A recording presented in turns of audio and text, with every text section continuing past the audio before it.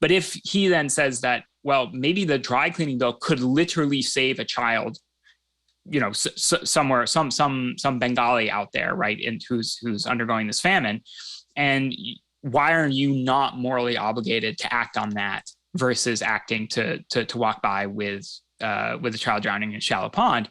And again, I think that it's a very sort of persuasive thought experiment. I think a lot of people would say, well, when you put it like that, it does seem immediately obvious that maybe I should consider Bengalis to be sort of proximal to me, and then my actions can really influence them, because they can. All I have to do is click, accept on some credit card charge or something.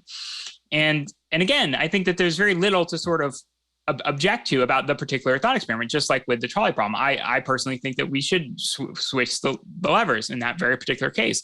And in the shallow pond, I think that it's very obvious that if you can donate $100 and maybe easily save somebody, then maybe you should.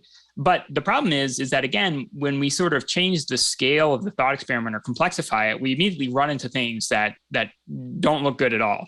And this was actually an original critique of utilitarianism proposed by another philosopher who's very famous, Derek Parfit. And he proposed this notion called the repugnant conclusion.